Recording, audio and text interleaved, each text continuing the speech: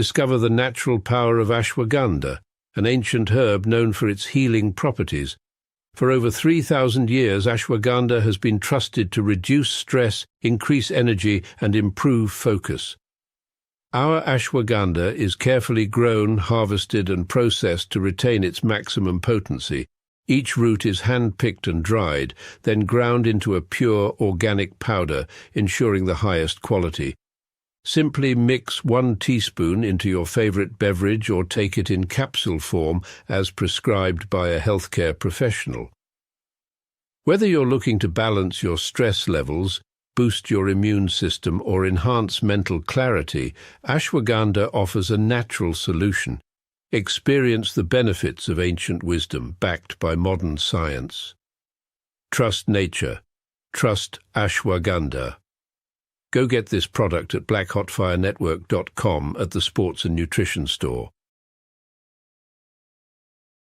Good afternoon, family. Hope you guys are doing great today, and welcome to another episode of the Africa Today Show.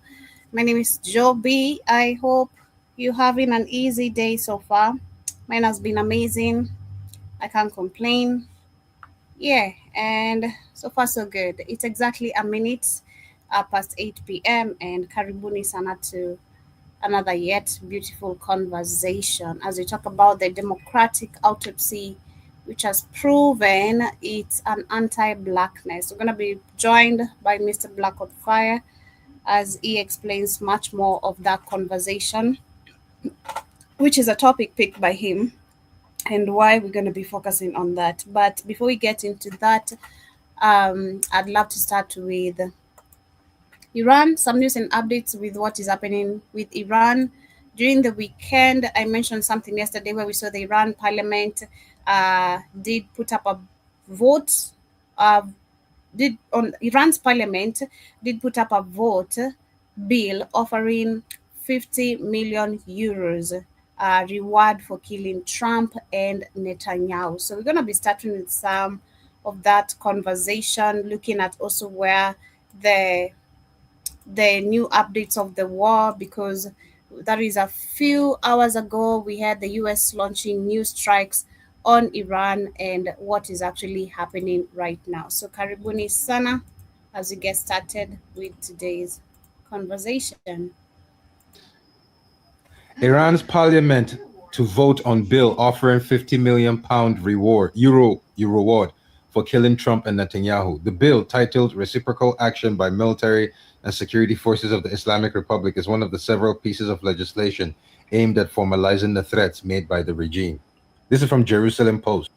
This is another one. This is from an Iranian Iranian station. Iran parliament working on bill that proposes 50 million reward for killing Trump.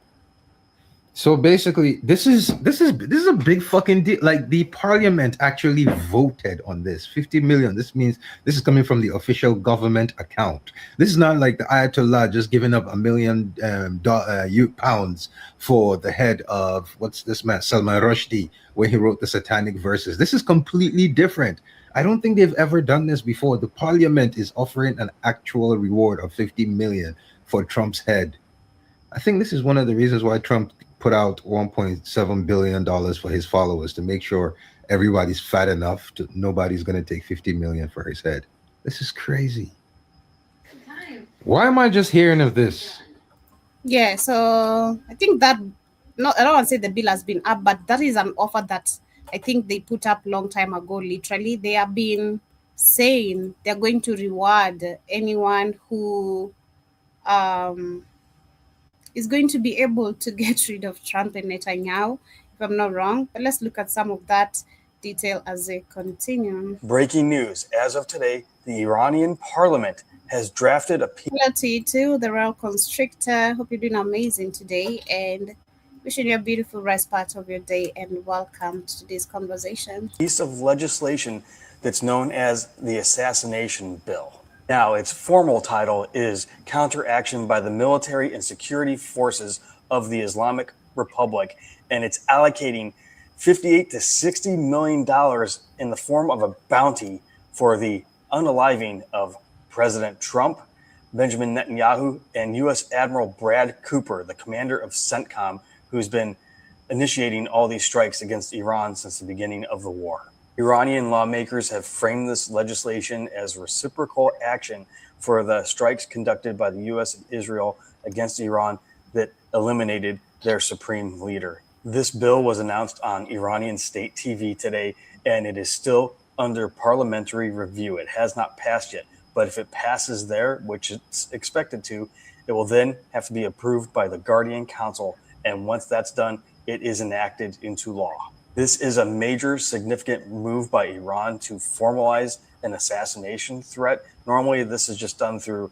religious means and other means. They don't pass legislation to formalize this. This is unprecedented. Now, this is a reminder that Iran is under significant international sanctions, so their ability to make a payment in this amount would be incredibly difficult. It's unclear how they would be able to do that. So very serious stuff here. This is a major escalation. We'll see if Trump responds to this today. I'll be watching Truth Social and the news to see if he does. I will update you immediately, so be sure to follow along for more. Check back for updates. Let everyone know, and I'll see you back here for the 411. Iran just put a price on Humpty Dumpty's head. That's right. Iran just submitted a bill, a piece of legislation to award $60 million to whoever unalives Kenkel's McTaco tits. Baby, this is real. Yes. Hold on.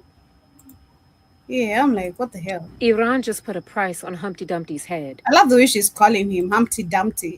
I love the way she's calling him. That's right. Iran just submitted a bill, a piece of legislation, to award $60 million to whoever unalives Kenkel's McTaco tits. Baby, this is real.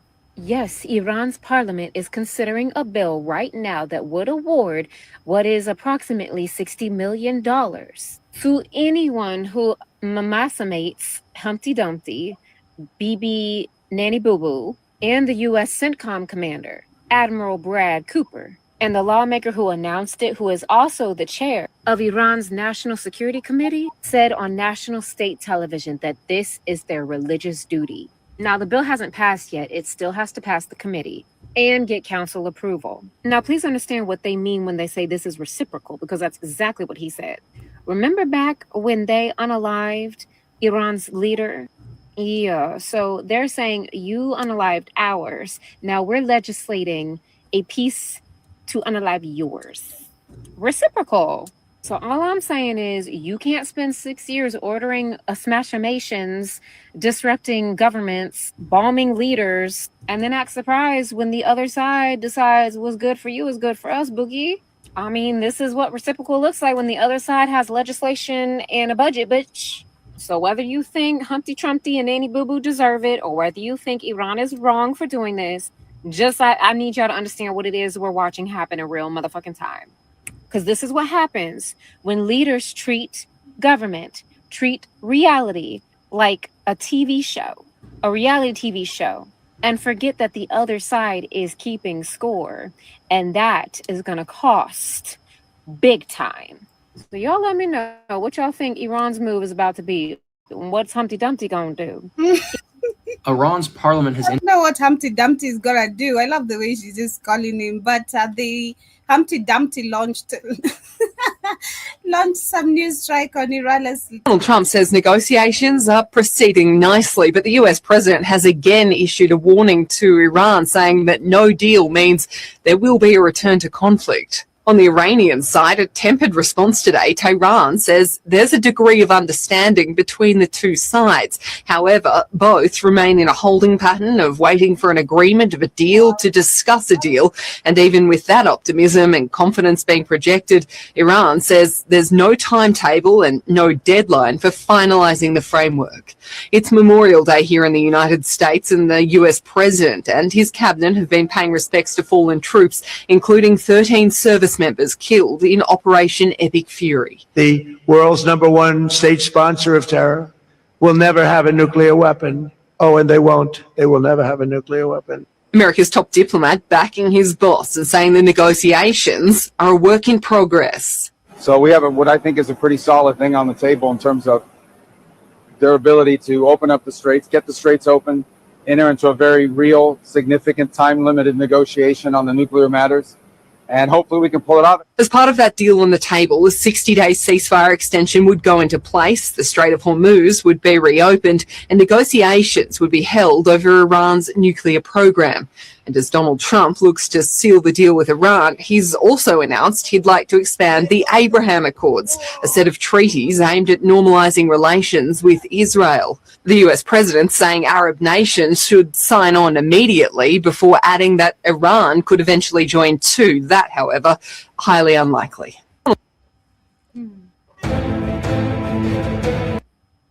The United States has launched new airstrikes on Iran. According to reports, the strikes targeted Iranian missile launch sites and boats involved in laying naval mines. According to U.S. Central Command Captain Tim Hawkins, these operations were carried out as self-defense measures, and their purpose was to protect American troops in the region from Iranian threats. According to reports from Fox News, 2 Iranian boats were seen laying naval mines in the Strait of Hormuz, after which the U.S. military reportedly destroyed both boats. Reports also claim that an Iranian missile defense system near Bandar Abbas was targeted as well, which was allegedly tracking American fighter jets. It is worth noting, these strikes came shortly after Donald Trump warned that Iran's enriched uranium must either be handed over to the United States or destroyed inside Iran. Meanwhile, Iranian state media has confirmed that explosions were heard in Bandar Abbas. However, Iran has not yet issued any official response to the strikes. Interestingly, despite these attacks, the fragile ceasefire between the United States and Iran still remains in place, and now the eyes of the entire world are fixed on these rising tensions. What do you think? Will the situation get worse from here? Share your opinion in the comments and follow for more updates. What's up, America? The United States attacks Iran once again in what's being declared self-defense strikes to protect our troops. The United States military has attacked Iranian missile sites and also gunboats that were possibly going to be laying mines. Now, the United States military says this is a preemptive self-defense strike to protect our soldiers while we're negotiating with Iran for a peace deal. Now, some people are saying this is showing Iran that we're willing to continue the fight. Others are saying this is throwing a monkey in the wrench of the peace deal. Nevertheless, it looks like hostilities are starting to boil over and tensions are reaching a maximum level once again. Now, in my opinion, it's a privilege, not a right, for the Iranian government to come to the table and negotiate. We could just wipe their government out. But I have a feeling negotiations were starting to go south, so we gave them a little tough love over there, if you know. Wow, this is crazy. White people are really crazy, isn't it? Super crazy. But we're going to shift away from that. Those are just some quick updates about the war with America, between America and Iran, and how the Iranian parliament, or Iran's parliament, has put up a bill. They're looking forward to vote on a bill offering 50 million euros reward, 50 million euros reward for killing Trump and Netanyahu. But as we continue, I'm going to shift up very quickly and share this video. Okay, let me see if I can find the right one. Just give me a minute. But explained by a black person.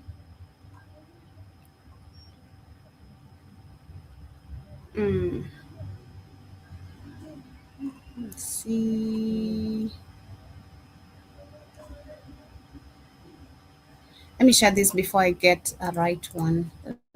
One that's going to explain. Specifically, we'll be diving into how both the electoral system itself and the ways in which elections are administered have been constructed throughout American history and into the modern day to erase the impact of African Americans, steal their votes, and perpetuate their subjugation. To understand how America's electoral system screws over Black Americans, we first need to understand how elections work in the US. Civics is fairly boring, so I'm going to try to make this part quick. Presidential elections in the US don't function the same as in any other democracy. Unlike other countries, where the president is determined by which candidate receives the most votes, the US runs on a system called the Electoral College. Essentially, what this system entails is that when you vote for president, you're not actually voting for the president directly, but instead you're advising electors, who are the people that actually vote for the president. A bit after the election, Let me share this. I don't know. Oh, like, let me share this instead. It's too slow. The Black vote, the collective we, are so uninformed at this point, it's becoming disrespectful and even shameful to our ancestors who literally gave their lives so that we could try to get this right for our people. Let me tell you something that history already proved, and that too many of us have either forgotten or never knew in the first place. The greatest minds, the boldest hearts, the most fearless warriors our community has ever produced, they did not die fighting for your right to not vote. They bled for your right to vote. And there is a profound difference between those two things. For instance, Huey P. Newton and Bobby Seale built the Black Panther Party not just on the barrel of a gun for self-defense. They built it on 10 points. And point 5 said it plainly. We want community control. Control of our schools, control of police, control of our politics. They understood that people without political power are a people at the mercy of everyone else's agenda. Newton wrote that the oppressor maintains power through institutions, and that to dismantle oppression, you must build your own institutions. Fred Hampton, 21 years old and already building a rainbow coalition across racial lines, preached something that made the police and the FBI so terrified that they murdered him in his sleep. He said, we're going to fight racism with solidarity. He was organizing Black voters. He was registering Black people. He was building political infrastructure in Chicago, right here, because he knew that the ballot was a weapon the establishment could not as easily shoot back at. Malcolm X, who many misquote as being against the vote, he said publicly in his Ballot or the Bullet speech in 1964, he declared the political philosophy of Black nationalism means that the Black people should control the politics and politicians in their own community. He wasn't against voting. He was against wasted voting. Voting for people who didn't represent you. He was calling for united Black political power.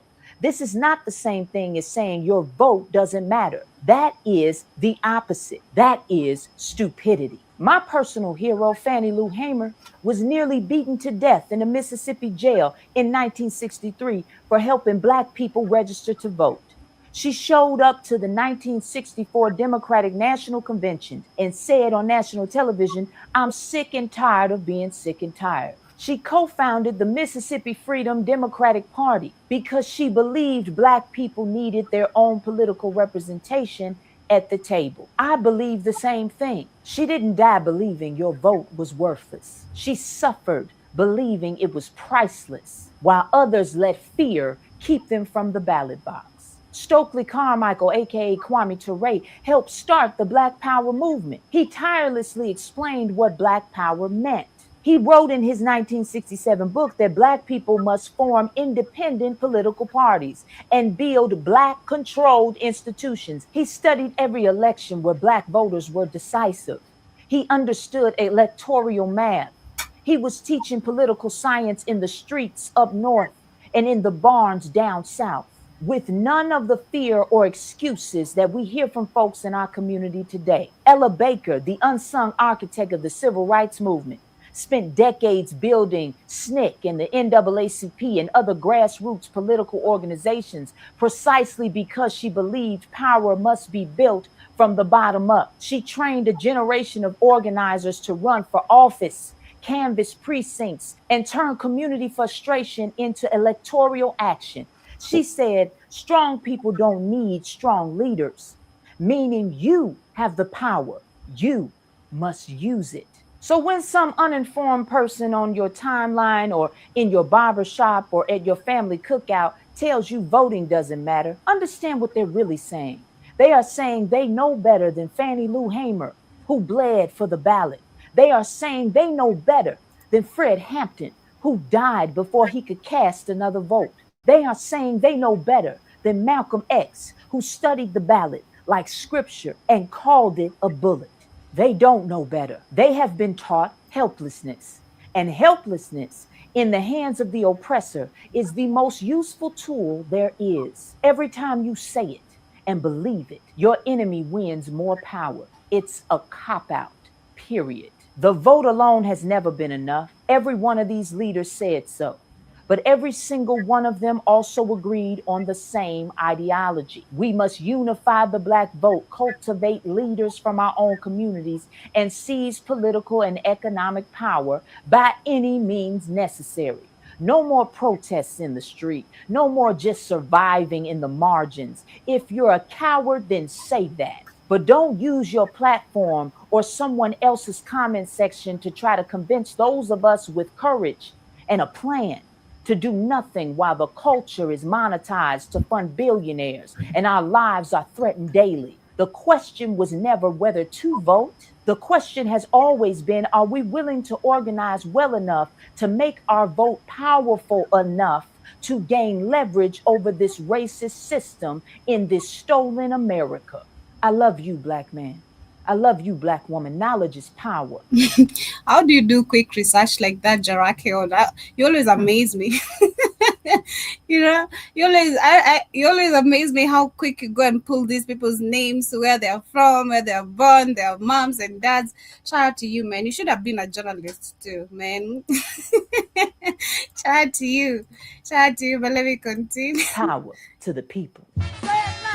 How did the Black vote turn blue? So the Republican Party was founded in the northern states in 1854 by people opposed to slavery. During the Reconstruction period, many Black Americans supported the Republican Party because that had been the party of Abraham Lincoln, who had overseen and helped pass the 13th, 14th, and 15th Amendment, without knowing that the 13th Amendment literally allowed prisoners to be treated as slaves. Essentially, the Republican Party championed civil rights for Black Americans, whereas the Southern Democratic Party wanted to maintain white supremacy. So out of that, we get the Negro Republican Party. The first Black people in Congress were Republican. So here's where the flip happened. A lot of Black people moved north during the Great Migration to get away from the white supremacists in the South. President Franklin D. Roosevelt supported many programs like welfare and things of that sort and economic hardship, and that attracted many Black voters to the Democratic Party. What solidified the Black vote within the Democratic Party was when presidents like Truman, John F. Kennedy, and Lyndon B. Johnson supported the civil rights movement. Also, there was a small party called the Dixiecrats that separated themselves from the Democrat, who were really strong advocates for Jim Crow laws. They ended up flipping to Republican when they noticed that the Democrats were supporting the civil rights movement. So today, many Black voters vote blue no matter who, thinking that the Democrats are going to save us, but it's not true. When the people are taught to... They tell you to just vote, but did you know people died for that right? When the people are taught to forget... They tell you to just vote, but did you know people died? Did you know? 155 years ago, the 15th Amendment gave Black men the right to vote on paper. But when we tried to vote, we were targeted and attacked through intimidation, extra taxes, literacy tests, and just straight up violence at the polls. Most of us weren't even able to vote until about 100 years later with the Voting Rights Act of 1965. And millions of us have voted over the last 60 years. But still, our vote is under attack. With things like strict voter ID laws, disinformation, and just taking away our right to vote, they're still targeting us. But it's because they know we have power. More than 16 million Black men are eligible to vote today, and important local elections are happening all over the country this year. Yes, this year, 2025. Imagine what we could do for our people if we pulled up to the polls. So here's what you can do right now. First, register to vote or check your voter status to make sure your registration is solid for this year. Second, find out who your local elected officials are and check to see if elections are happening where you live. People need to understand why folks are gathered in Alabama, in Montgomery, and in Selma. Full rights under the Constitution was granted as a result of the 1965 Voting Rights Act. American democracy, as I said before, is 61 years old.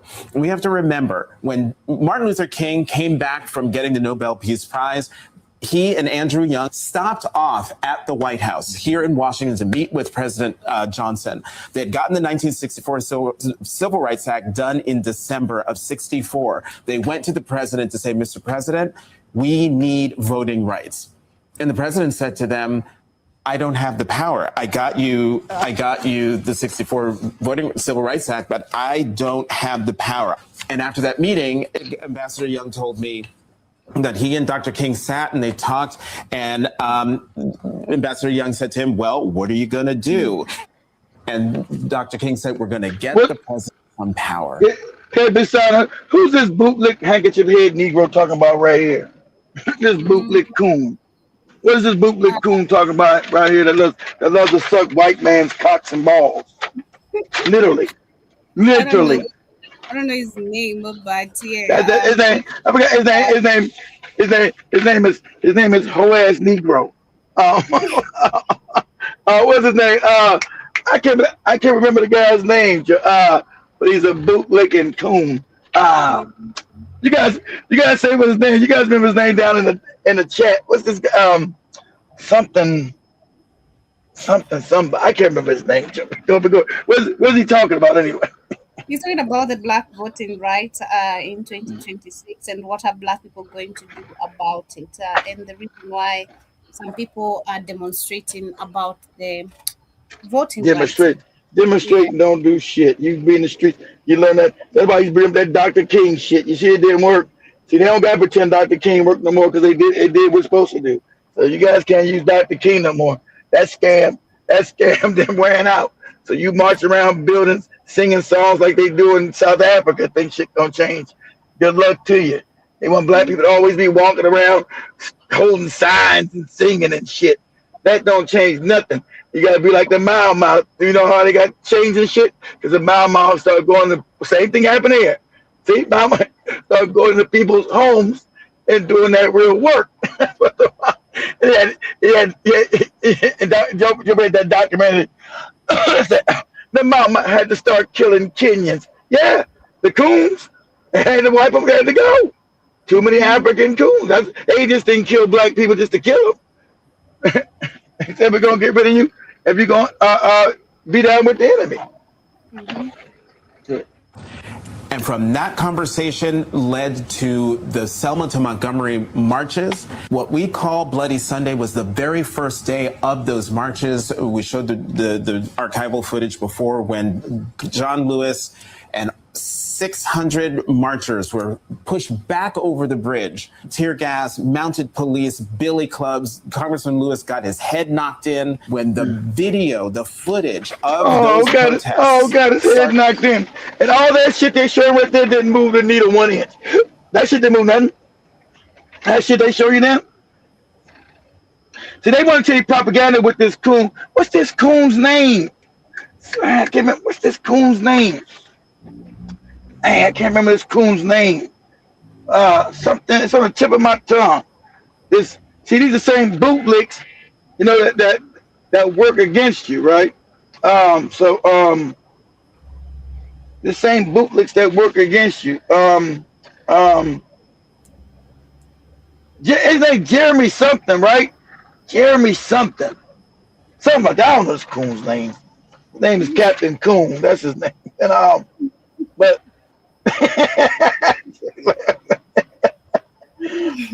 well, whatever this, I can't remember this coon's name. Jesus Christ, I'm going back. But they always get the remember he's everything anti-black, and he's also a homosexual. I'm on YouTube. Not that that's any trouble. Wink, wink. Right? Jeremy Capehart. That's his name. Jeremy Capehart. That's his name. Ain't it his name? You guys ain't getting. You got it. Cassius. Yeah, Capehart. It's Jonathan Capehart. Okay, Jonathan. I know it was. Right when you were, I just got it. I said Jeremy. No, about Jonathan Capehart.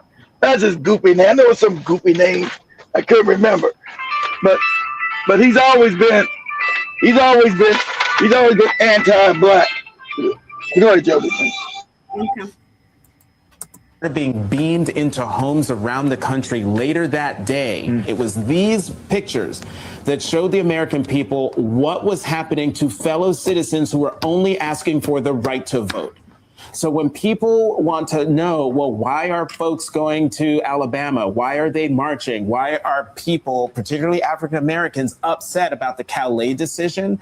It is because those folks on that bridge put their lives on the line, so that America could truly be America. And it is important, I am emphatic, that people understand that this moment is not brand new. We have been here before. We will get through this, but it doesn't mean that it is any less painful to watch. People, you're never going to learn. You are literally marching in the streets down south over voter rights because you've allowed AOC to convince you that you have no right to vote. All because the right wants you to have ID to vote. So now you've let them convince you that you don't have an ID, you don't know how to get an ID, and because of that, you're not going to be allowed to vote. Do you remember that your ancestors, they marched in the streets so that you could vote? And FYI, you can vote. Why are you like, did y'all see the videos of the people like in Alabama, Black people for miles marching for voter rights as if they don't have the right to vote? Like, are y'all going back in time? Are y'all pretending to be your ancestors? Because our ancestors, they did march so that we could vote. We can vote. But because AOC is playing in your face again, why do y'all listen to the left? Like, what makes you think that they have your best interests at heart? Like, where does that come from? And now we have Hakeem Jeffries telling high school senior athletes not to apply for universities in the South because you can't vote, and they're changing the red line districting. And so they're bringing back, like, essentially Kamala Harris allegedly, in quotation, said that it's reverse racism. So Hakeem Jeffries is now telling performing high school seniors, don't apply for schools in the South. Don't go there, go somewhere else. And I'm here to tell all you amazing athlete seniors, go to school where you're going to be able to thrive in your sport. Do not let the left take your athletic career away over bullshit and lies, okay? Don't listen to Hakeem Jeffries. If you want to go to a school in the South, please go. If you get recruited and a full ride scholarship for your athletic ability, please go. And for all of you people marching in Alabama for your right to vote, you can vote. Like, is something wrong? I mean, this is beyond nervous system dysregulation. I can't even speak to this. This is some victimhood, like DNA survival mode stuck trauma. Because otherwise, you guys make no sense. Like, let me know down in the comments. Am I crazy? Or are y'all crazy? I don't know, because I don't understand why people would be marching for their right to vote when you can vote. The Supreme Court gutted one of the most important voting rights tools that Black America has ever had. And a lot of people don't even know what they took. We should talk about what just happened and why it's been happening for over 150 years. I'm Alante Serene, and you're watching Melanin Mythbusters, who explore all sorts of Black milestones, mysteries, memories, and myths. So let's get into it. You may think that Black people got the right to vote in 1965, but the gag is that happened a century before in 1870 with the 15th Amendment. That amendment says you can't deny the right to vote based on race, but it didn't say anything about literacy tests, poll taxes, or understanding clauses. And by the 1890s, most of the former Confederate states that had just lost the war over the right to enslave Black people built an entire system around those loopholes. Basically, if a white man couldn't read, they'd pass him anyway. But if a Black man missed a single word, he'd fail. Louisiana used something called the Grandfather Clause. So if your grandpa could vote before the Civil War, you didn't have to take a literacy test. And guess whose grandfathers couldn't vote before the war? By 1904, fewer than 1% of eligible Black men in Louisiana were registered to vote. Local sheriffs destroyed registration lists, and registrars made Black people recite the Constitution from memory. So even though states technically weren't saying no Black voters allowed, they designed the rules to get the same results. But fast forward to the 1950s and 60s, and voting became a huge part of the civil rights movement. When the Voting Rights Act passed in 1965, it changed everything. Section 5 required certain states to get federal approval before changing any voting laws. And Section 2 made any voting rule illegal if it discriminated on the basis of race, even if that wasn't the intent. That gave Black communities, Native nations, and Latino voters a way to challenge laws that made voting harder, even if those laws never technically mentioned race. Within 5 years, Black voter registration in the South doubled. In Mississippi, it jumped from 7% to nearly 60% by 1970. And Section 2 struck down unfair redistricting maps across Alabama, Georgia, Texas, and beyond. Plus, it helped create more Black majority districts, so communities could finally elect leaders that looked like them and fought for them. But every generation, there are people who try to weaken it. In 2013, the Supreme Court gutted Section 5, saying federal oversight was outdated, which caused dozens of states to pass new voter ID laws, close polling places, and redraw district maps. So Section 2 became one of the last major tools left to fight back. But they just came for that too. In a 6-3 decision, the Supreme Court struck down the Louisiana congressional district map. Pause that, Joe. And did you see any of the Democratic Party fight these things? No, because they've been using you for your vote since you switched parties. Remember, both white people are always going to be white people, they're racist. So when we all switched from the Republican Party to the Democratic Party, because you believe that Martin Luther King shit gave you some damn fake, phony little benefits when it didn't. It's because we were like the Mau. We were going, there were, as Joby showed you, there was, and they took down, it was riots all over the country that Black people were fighting for armed rights, and they were burning down the cities. That's why we showed you L.A., Detroit, New Jersey, that was over Newark, Chicago. Wherever Black people were, they were burning shit down to the ground. So we're not going to be, all the time y'all been burned down our town. No justice. And it's always about police brutality. Them always trying to subjugate us. So we refuse to be subjugated. And just like, and it was these handkerchief head niggas, because you guys don't remember, the white people said Black people could have got everything they want. That's why we didn't get nothing. But they put the MLK motherfuckers up there. Same way they did with Nelson Mandela to actually negotiate away your freedom. So we didn't ever really. White people were so scared of us. I'm sure the same thing with the mama. They were so scared of us. They said they were willing to get us everything we wanted in the fight in the street. Not because you were hold on, Joey. Go ahead. I gotta answer this call right to me.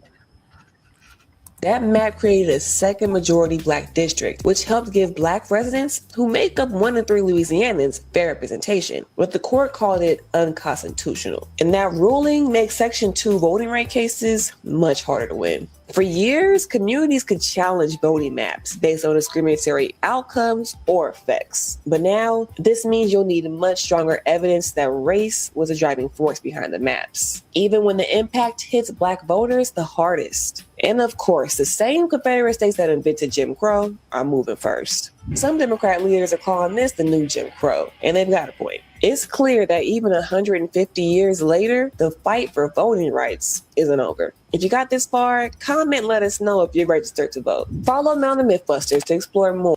Mississippi Governor Tay Reeves is betting that the fight for voting rights stays neatly divided along racial lines. But Black voting rights have never only been a Black-only fight. Some of the volunteers who came to Mississippi in 1964 were white college students for the North, and 2 of them are buried right here in this state on this land. I found some Mississippians who are not Black today who understand that very same assignment, and I want you to hear what they had to say. Well, either my country stands for liberty and justice for all, or it stands for much worse. I'd rather it stand for the former. Taking away the votes for everybody. It was important to me to bring my son because I want him to remember that we were on the right side of history when we were here. I want them to know how important it is for people that came before us, that they fought for the freedom to vote for our democracy in the United States. And this is what a democracy is. I'm originally from Ecuador. I was born in Ecuador, and I know what it means to leave everything behind, arrive in this country to look for a better life. Our struggles are parallel. The migration stories, how Black Americans had to leave to get better places. Those are things that they resonate deeply with the immigrant community. And one of the things that many immigrants, many people of color don't realize is that all these gains were through Black activism. And that's what we mentioned, the blood, the tears, and the sweat. The work that we're doing is based on that foundation. If it wasn't for the Civil Rights Act, immigrants would not have any rights as well. Hey y'all, it's Congress Walker here this morning with Congresswoman Jennifer McClellan of Virginia. How are you doing this morning, Congresswoman? Okay, how are you? I'm doing great, thank you. Well, we're here today to talk about the Louisiana v. Calais ruling that continues to have horrible, horrible effects for our democracy right away. We've seen with state after state, they're implementing Jim Crow gerrymanders. So I'm here to ask you, Congresswoman, as a Virginia Southern Democrat, as a member of the Congressional Black Caucus, what kind of effect is this going to have on Black communities all across the South? So it's a devastating blow to voting rights, to Black political voting power. What we are seeing in these southern states is them cracking Black voting strength among districts so that they really won't have a voice and don't have the opportunity to elect the candidate of their choice. Do you hear me now? What's really You hear me now? Okay, yeah, I thought you couldn't hear me. I don't know my thing on. Anyway, listen, I don't know who's even doing this thing. This is all fake and phony. They find a few people say, oh, we understand. Most of them don't. Most of them are racist, and most of them don't. They ain't been in no fight with us, and they've been in the street with us doing no fight never. So it's like finding three people because they trying to show that, oh, you got allies. As Black people, globally, Black in America, we have no allies, and you better come to that conclusion. As Dr. John Harry Clark said, we told you we have no allies. And sadly enough, Black people, if you learn how to stop hating on each other and tribalism, wherever you go at, you don't need any allies because you're the majority on the planet. But people want to always divide you, and you end up dividing ourselves. But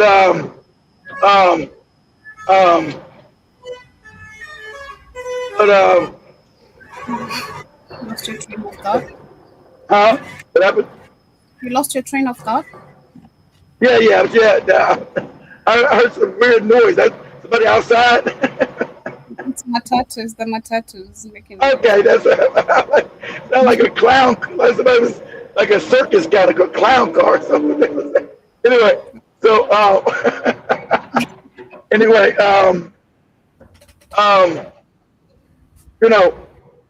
that's them trying to rebrand themselves because Black people finally woken up. Because you can't name shit to the Democratic Party, even though you switched over there. You can't name nothing, and they're scared because they took this autopsy, guys. I don't know if Joey showed that yet. The Democratic Party took an autopsy and said Black people they just didn't show up to vote at all.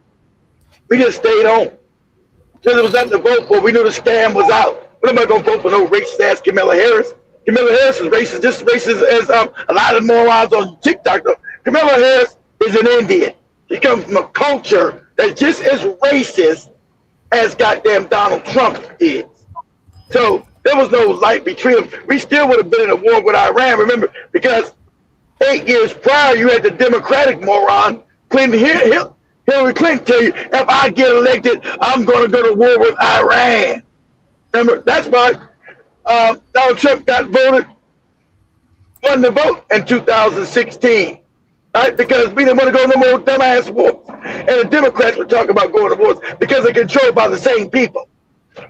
So the idea that she wasn't going to take you to war, that's right. We don't get any choices. The choices is, both choices are bad and both choices are controlled by the same people. And so the Democratic Party is established to do nothing for people because they got the same donors, same group of billionaires control both parties. So whoever gets in, nothing. You've been having the same shit since Reagan, right? Reagan, then Clinton, and then Reagan, George Bush Sr., and then Clinton, then George Bush Jr., and then Obama, and then Trump the first time, and then Biden. What's changed? Shit has got worse because you have no real representation.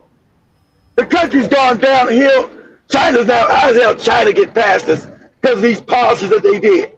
There's no way China could ever surpass the United States if the United States is actually working on the behalf I'm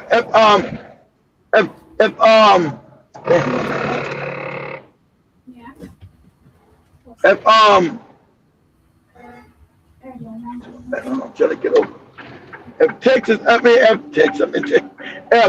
If any of these parties actually working on your behalf, remember the Democratic Party,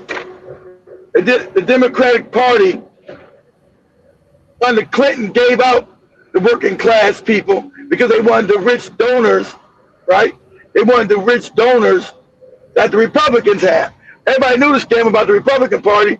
The rich, that's why they remember Republicans could never win Congress for like 40 years. They could never win because everybody knew the Republicans was a white man's party. And they just help the rich. And when they get in power, they give all the money to the rich and fuck everybody else. But through racism, they figure out, you know, like I told you, Southern strategy, said we got to figure out a different way to fool these white people and just be racist, but we got to be slick about our racism.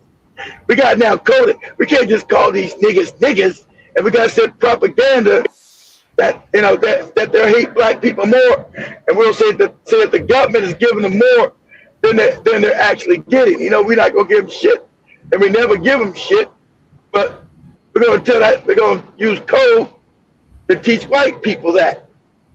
But all this time, right? All this time,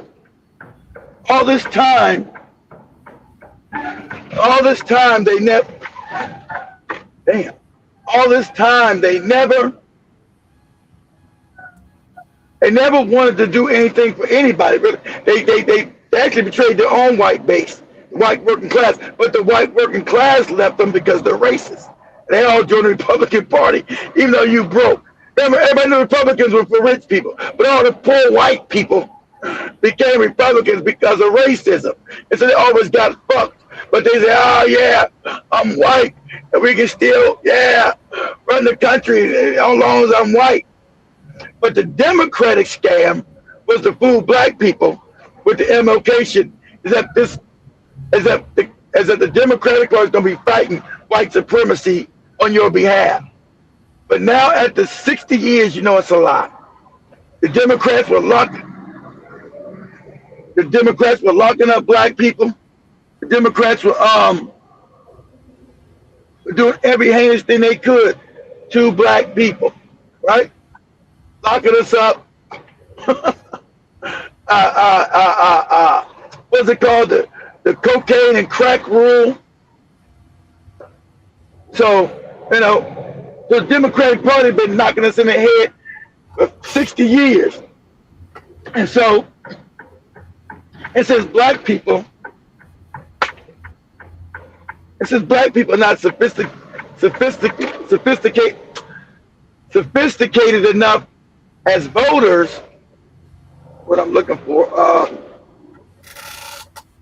sophisticated as voters, right? We kept falling for the same scheme over and over. We kept falling for the same thing over and over again. We kept falling for the same thing over and over again, the banana in the tailpipe. They would use all kind of feel-good shit, but and then they put Negroes in high places. They put black faces in some high places who didn't do shit for you. They act like, oh, look at them. Look at the same way they do in Africa with these fake black presidents, right? The same scam. It's brilliantly wicked because it's the same fucking scam over and over again.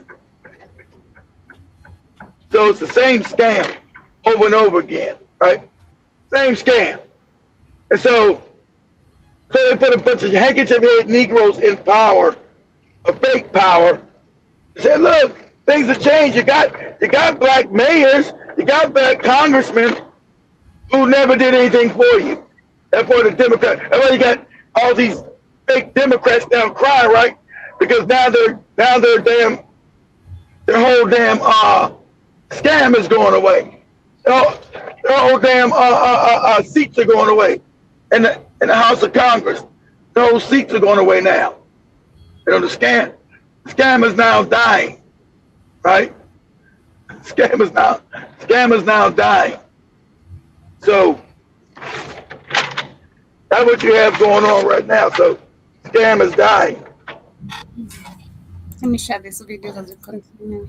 Keep note and be wary of people that had the most to say today when the DNC dropped their autopsy report, but when the Republicans gutted the Voting Rights Act, they had nothing to say. They may or may not be progressive, but we do know that they are not progressive for Black Americans. Because if you could take time out of your day to read that DNC autopsy report and compel yourself to make a video, When that Voting Rights Act passed, when everyone was talking about it, everyone had a thing to say, you chose to skip. You chose not to make a video. You chose to be on the sidelines, or you chose to be in the comment sections. But were you on the front lines making videos, being mad and outraged? No, the fuck you weren't. But when the DNC drops their autopsy report and it doesn't have anything to say about Israel and Gaza, you have the most to say. You want to be the loudest in the room. But just know, we are noticing some patterns with you people. You claim to be progressive, but you're not progressive for Black Americans and what's best for us. But you're progressive for everybody else. And then you want to gaslight us that we're the bad people because we want to care about Black Americans and what's best for us when nobody else cares for our best interests but us. So yeah, keep note of these leftists that had the most to say about the DNC autopsy report today, but they didn't have shit to say about the Voting Rights Act being slashed. No, Today is nothing, primary election. None about your voting rights being snatched whatsoever. They don't care. Day in Alabama. And before you decide to sit this one out, I They need don't you care. to remember something. There was a time in America when Black people could literally be unalive for trying to vote. People were beaten with clubs, attacked by dogs, police dogs at that, hit with fire hoses, lynched, fired from their jobs, threatened by white supremacist groups, like everything. All because they wanted to have a voice in this country. In Alabama, this ain't ancient history either. This is the same state where Black people marched across the Edmund Pettus Bridge during the Selma movement and got brutally attacked on Bloody Sunday just for demanding voting rights. Our ancestors didn't go through all of this just for us to sit at home talking about my vote don't matter. Yes, these primary elections, they matter because a lot of decisions that affect your everyday life starts right here at the local and state level. School boards, judges, district attorneys, state lawmakers, policies, maps, funding, all that matters. And let's be honest, Alabama has already shown us that they are willing to make laws and redraw districts in ways that limit or silence Black representation. That's why voting matters. And on top of all that, parts of the Voting Rights Act were gutted in recent years, hell, recent months. Protections our grandparents fought for have been weakened. That should make you even want to vote more, bruh. Don't hand your power away by doing nothing. Oh yeah, and today is also Malcolm X's birthday. Now yes, Malcolm X had mixed views on voting throughout his life. But one thing he always pushed was Black empowerment, political awareness, and Black people taking control of their own future. So Alabama, today is not the day to stay home. Our ancestors were beaten, jailed, terrorized, and even unalived just for trying to do what many of us can do in minutes today. Get your ass up and vote. Don't let their sacrifice become a forgotten story. Exercise your right, all right? Like for more. Some people keep repeating this DNC autopsy report like they discovered the smoking gun, when really all they did was dust for fingerprints while ignoring who was holding the damn weapon the entire time. Kamala Harris did not spend her campaign wrapped in identity politics. She spent it talking about issues tied directly to people's survival, affordable That shit is bullshit. wages. Now you see this nonsense? See, this is Democratic shield talk. This is fake talk. See, they want to keep confusing you with bullshit. Kamala Harris is not a friend of Black people, never has been. But they get their boot-licking coons that say, oh, Kamala Harris, well, she wasn't identity. Exactly what she did when she was locking up Black people in goddamn fucking, in goddamn California, and then keeping Black people in prison in California when she was Attorney General of that state. See, this is all, they always get a handkerchief head, especially for Black women. They want to give you some bootlicking handkerchief head to talk crazy to you. Say,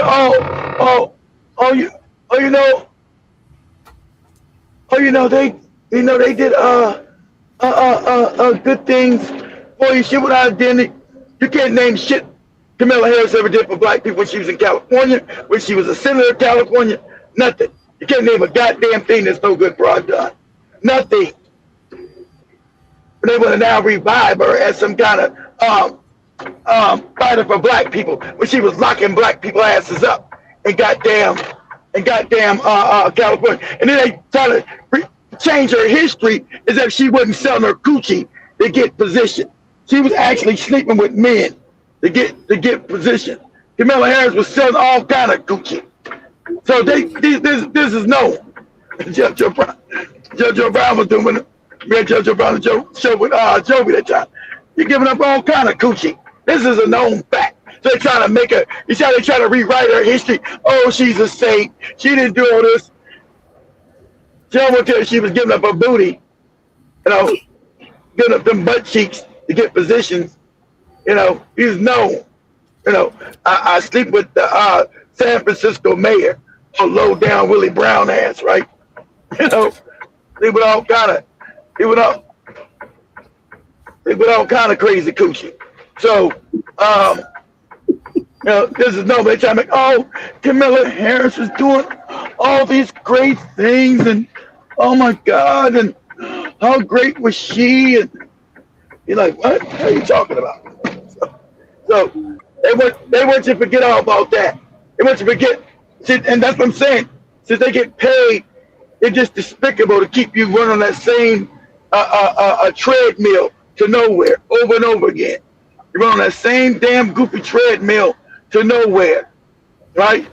On the same damn treadmill to nowhere. That's what they want to keep. The same damn treadmill to nowhere. You know, don't make any damn sense. Oh, she was. Oh, look what she was doing there. She was not in any politics. Remember, who controls Kamala Harris? AIPAC. Put us up, Joe. Put us up. Yeah. See, that's how I know these. We always get them. That's why, as black people, you got to start becoming more politically sophisticated. You know, they think we're all stupid and we lack sophistication. That's why they keep using these schemes against us, right? So, put us up on TikTok. Say, yeah, they try to go back. I know she was laying with everybody, selling her coochie for jobs. That's a fact. And that's not allegedly on nothing. We know that's a fact. You know, you want some of my coochie? Give me a job. Anyway, so say Kamala Harris rebrands the Freedmen's Bank. Rebrands the Freedmen's Bank. But she destroyed the bank that was built by black Americans for black Americans. She destroyed that. And this Glaze talking about she's your buddy. See, they don't want you. They hoping on a lot of you guys are caught up, black people, caught up in entertainment, all other kind of goofy shit. You really don't never know what's going on.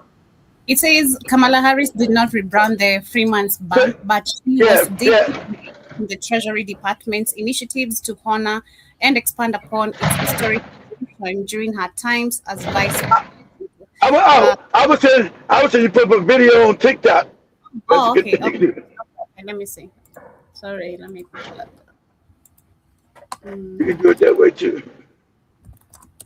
Kamala Harris.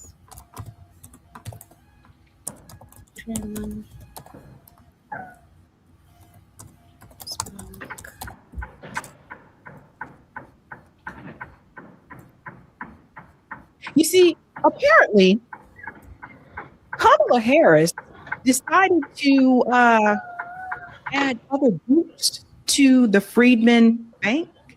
Exactly. So this is her trying to steal. So this is her trying to steal money from black people. The little money we have, she was trying to steal it for Indians and other motherfuckers, the East Indians, her people, other people. So she blatantly, hoping that you wouldn't know this, but see, I'm a political animal. When you get to talk, get some bootlicking, handkerchief head woman up in there. Kamala Harris was good and didn't do project. Why she's robbing your black ass blind. Go ahead, Joby. A little bit as well. The Freedmen Bank, it was created for freedmen, those who are free, were freed from slavery. Those who are outlaws and like their descendants, obviously American descendants of slavery. That's what the Freedmen's Bank was created for. Yeah. There's a reason why it's freedmen. Exactly. And remember, white people stole millions out of that account. So she was going back to the white playbook to steal millions out of that account. Steal black people's money. Because white people stole millions out of that account. Millions. Go ahead, Joby. Not Black People Bank, right? So apparently last year, she decided to collaborate with the U.S. Department of Treasury and make changes to the Freedmen's Bank. Don't have to believe me. Here's her speech here, and then I'm going to show you the text to highlight some of the changes that have been made. And I think if you are freedmen, I think you're not going to be happy about this if you didn't know about it. Here we go. So Freedmen's Savings Bank was founded by the United States Congress in 1865. It was a bank unlike any other our nation had known. Freedmen's Bank was established to serve Black Americans newly freed from slavery. So notice, once again, she tells you exactly what the bank was established for. So here is Kamala Harris openly admitting she knows who this bank was for. Let's go on. To help them build wealth and to build a better future. At Freedmen's, to open a savings account, you just needed 5 cents, which, as I've calculated, is about $1 today. In the years after its founding, tens of thousands of Black families opened an account at Freedmen's.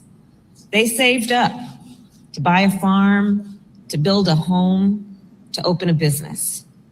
Even school children saved their pocket money to deposit it in this institution.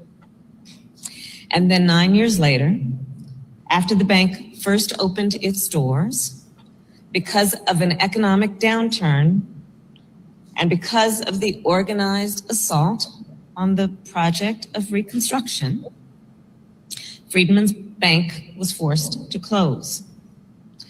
Over 60,000 people lost their savings. Now, Freedmen's Bank was guided by a vision. The vision of an economy that works for all Americans and includes all Americans. Let me pause. So you see what she's doing? Notice how includes all Americans. So this is something I do want to point out. A lot of times people bring up Black Wall Street, the burnings of Black Wall Streets. There are several different Black Wall Streets at that time. But a lot of times people bring that up as another example when freedmen lost their wealth in this country. But that's not the only example. This is another example here, the Freedmen's Bank, where all those people lost their wealth. So just keep that in mind.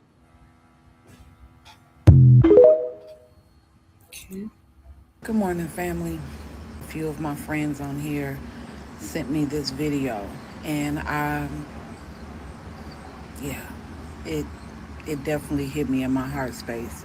And I really want y'all to share this video. I want y'all to make this sister go viral, because it confuses me how many Black Americans get in my comments and send me DMs who seem to either not give a fuck about how Americans have been affected by the shit that these people have done, or maybe they have amnesia.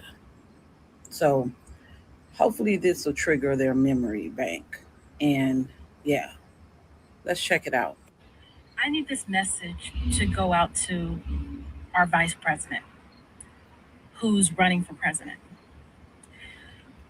I have heard all over social media about, excuse me if I say anything wrong, immigrants getting loans, money. It was hard for me to believe. It was just extremely hard for me to believe. I've been in business such a long time. Back in 2019, I purchased my first food truck. It cost me over $25,000. I paid it cash money. I worked hard to pay for this truck. I'm now selling it because I'm doing other things, but I'm selling. Because you can't get no loan like they do. Exactly right. You can't get no loan because you're Black. That was set up for us. She's trying to give it to her Indian people. This shit is and see, and they'll have the boot looks like Joe. We just showed Kamala Harris was good, and see, because they know you're not. It's Black people. You forget that you're not sophisticated. Go ahead, Joe. Go ahead, keep playing. I had a guy come to look at purchasing my vehicle, or my food truck, and he explained to me he's an illegal immigrant. He has no credit. He has no money in the bank. But he showed me his paperwork that he will receive funds to purchase my food truck. I'm thankful that he's buying it, but I'm hurt that I worked so hard to pay cash for my food truck. I have good credit, can't even get a business loan because of the color of my skin. I have veterans in my family. I'm a veteran. I've been self-employed for so long. But somebody, please tell me, how do I work so hard to have somebody who comes to this country, not long, no credit, and he shows me paperwork where they'll be funding him money to buy my food truck. And when I talked to the bank, they told me, remember the scammers make sure you stay on the scammers make sure you stay on the bottom. They'll finance everybody but you, because remember, white supremacy is black on the bottom, everybody else in the middle. He's a little ignorant, but they give money to him, not to you, because that has changed the damn racial code they got that they built globally. So that's what goes on, and that's what Kamala Harris is trying to do. And you'll have motherfuckers, especially sad to say, black women, dumbass, will come to you, oh, Kamala Harris is going to be fighting for us. And you're like, are you out of your fucking mind? You know, most black women, I will say a lot of them know that Kamala Harris is a snake in the grass, you know, selling her rotten ass coochie, you know, for votes and shit, you know. and you know, she's married to what? She's married to one of those folks, you know, in the comics, they all be married to one of them folks. Ain't that funny? She married to one of those cats with the hats. So you think she married one of those cats with the hats and she's there helping us? You know, that's a lie. Straight to a dealership because I'm a private sale. But for special circumstances, they're going to, they allow it. But I need my president to tell me why I worked so hard all these years, all these decades. See, sis, remember, this was Joe Biden was in office and Kamala Harris was in there. She probably not even know about the damn Freedman Bank that was going on. This lady probably not even know. Because they've been told a bill of fucking fake goods with the MLK shit. You've been raised your whole life in propaganda. You've been inundated with fucking lies and propaganda your whole fucking life. And since black people don't read shit, don't take time to start investigating shit, look, at a young age I did, so I could connect dots and understand that you're being propagandized to think a certain way. You know, well, because the Democratic Party is not set to help you, lady. Like the Republican Party, they're Republican light. They're racist. They just don't say nigga in your face. They call you nigga behind your back. But it's the same policy to keep you on the bottom. That's why you can't say in 60 years, even with Barack Obama's stinking ass, hated black people. Ain't do shit for nobody black, whether it be American or African. And I say, he didn't do shit for black people in America. He didn't do shit for black people in Africa either. Because that's the scam. Black faces in high places. So with Obama, no good ass, right? People was all excited. Even my mama was getting mad when she told us, I said, Mom, it's too much bad shit I didn't already put up on this dude. He's a fake, he's a phony. Can't you just give him, because they know you're emotional. Black people are emotional. Can't you just give him a chance? Well, you always got to be bad. You always got to just be doubting people. Who told you to, my mom said, who told you to investigate anybody? What? Mom, Obama's a phony. You're going to find out he's a fraud. This is a scam to pull at black people's hearts. They have you believe in the fake democracy and go around and vote. And of course, black people went out and voted for Obama with astronomical numbers. That's why he won overwhelmingly. He won so much they couldn't steal it from his ass if they wanted to. But the second time, Obama's numbers was down. And by the time he was leaving office, everybody hated his ass. Black people hated his ass, right? He couldn't get nobody to vote for Hillary Clinton. That was, he said, I feel it'd be a threat to me, a personal slight on me if you don't vote for Hillary Clinton. Black people said, fuck you, nigga, right? And Hillary was out there telling me, I'm going to have war with Iran because it doesn't matter what party you're in. They're controlled by the same people. And the system is supposed to keep black people on the bottom. That's why they're fighting so hard in Africa, to make sure Africans stay on the bottom. No matter anything, have you seen why they fight so hard to keep Africa on the bottom?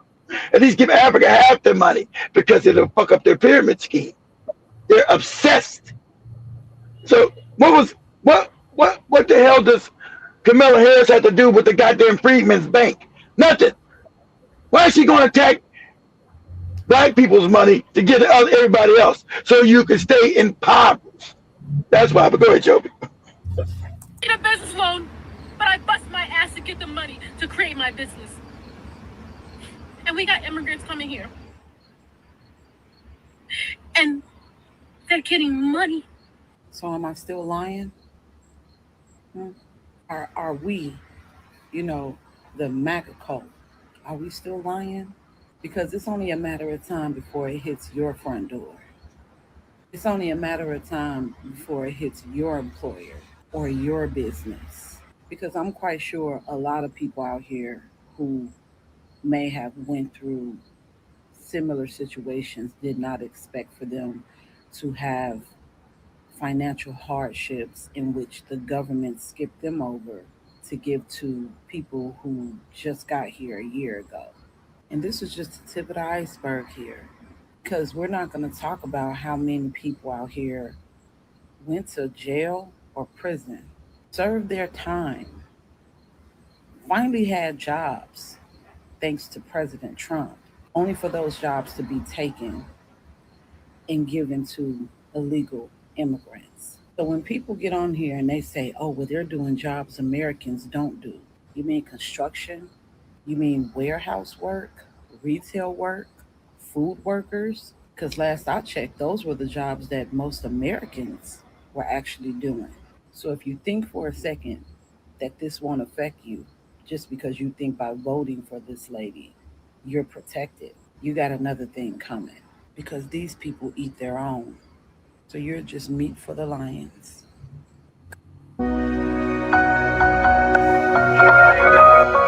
Pause. So I guess the Kamala HQ announcement is that they've rebranded themselves as a platform to basically try to say stuff that's mean against Donald Trump.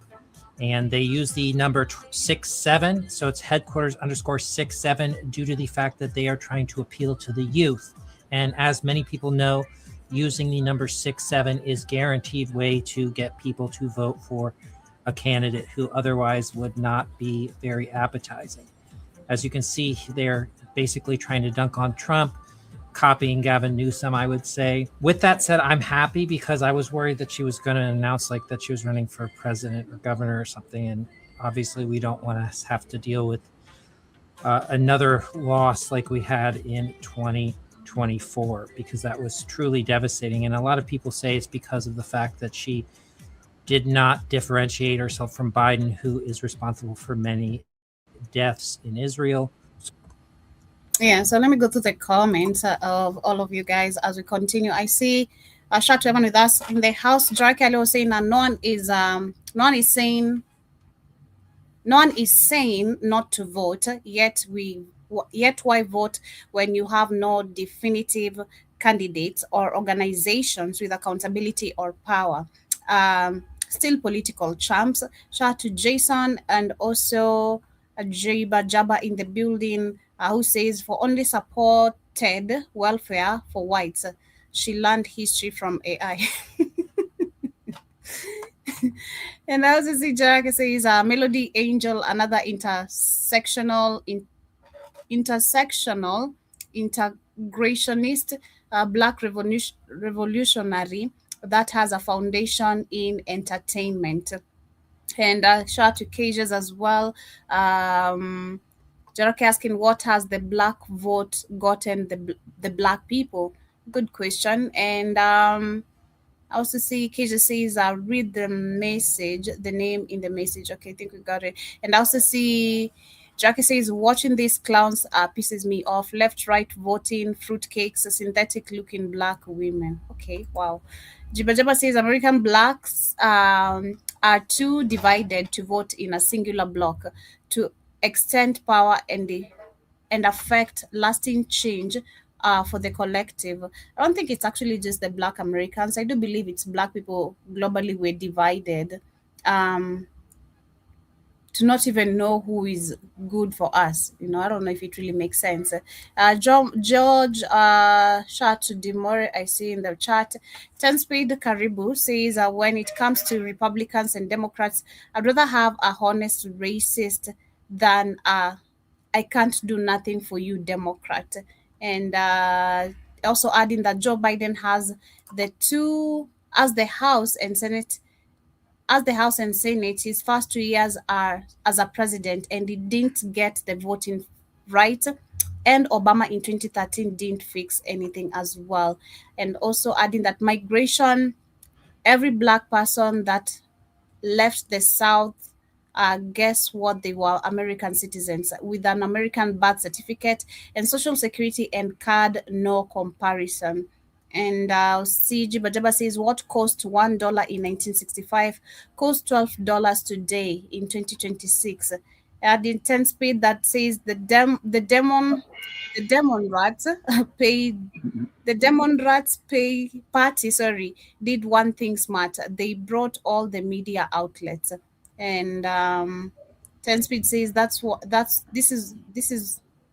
this was my last president voting, never again. Man, I've never voted, and as much as I also I'm still not going to vote. Yeah, I'm not going to vote. These are the same shit until we. It is, but yours is a different thing. You are the majority, so you should go vote this time because you guys got to. Don't try to be stolen. So, to me, it's a different flavor, because you're the majority. We're the minority. You guys can flex in power. We don't have any power to flex. I have majority representing me already on that ballot paper. So I'm cool. But also says Kamala taught us how to wash collard greens in the bathtub. Yeah. Because she was trying to, yes, but she remember she was trying to get black votes. Black people eat what you call screamer wiki. So she was pandering. She was pandering, like she was pretending she was one of us. Same when she went to Africa. I remember my grandfather in Africa. Me and TNT, that grandfather was Indian and a racist. He left that part off, right? He left the part that their granddad over in Zambia was a racist Indian. She left that part. My granddad was part of Africa when it was getting free and the revolutionary Africans. That's a lie. There's no Indians help no Africans get free or nothing. So that was a lie. Yeah, and also see Jerome says Judge Joe Brown is a whole snitch. Jiba adding that Judge Joe is just salty. He didn't tap it. Yeah, oh my god. That's crazy. But also says F all that we are talking about the money, you Negroes. And Sail the 7 says Caribou Sana says I was kicked off.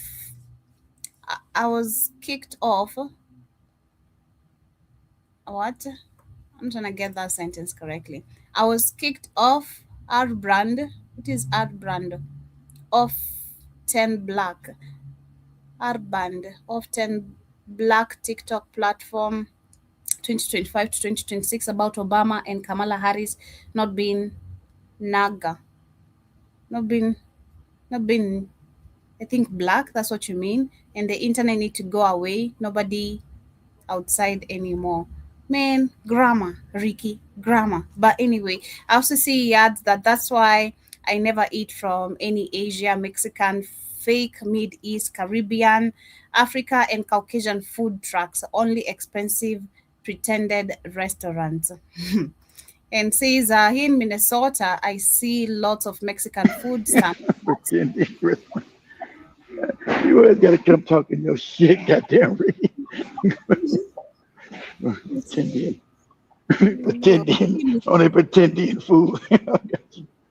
Okay. In Minnesota, I see a lot of Mexican stamps trucks. I work with a lot of Mexicans. They take care of them, of their own.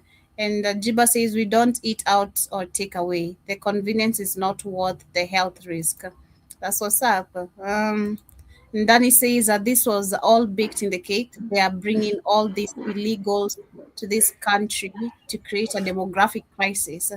Ricky adding, Black America are not for far divided. If dummies Black America come together, we have large Black military.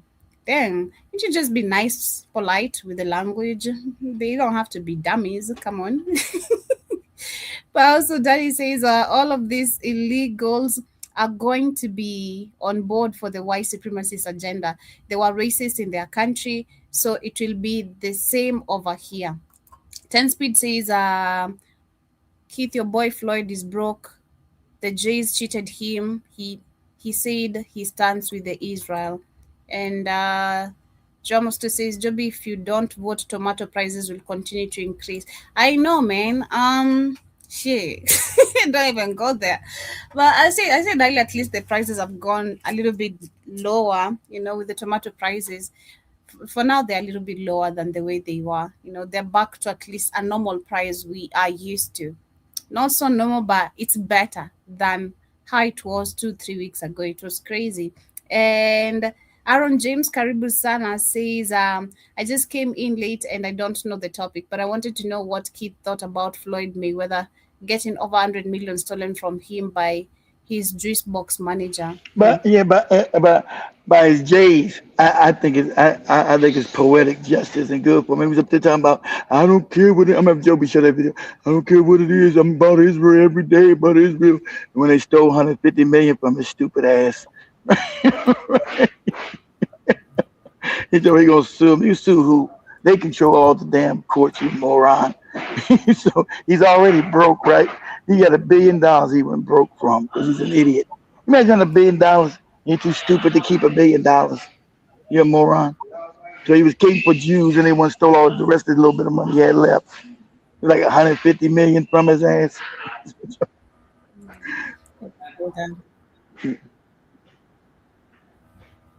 He ain't gonna he going to change his nickname from Money Mayweather to Broke Mayweather. I'm broke.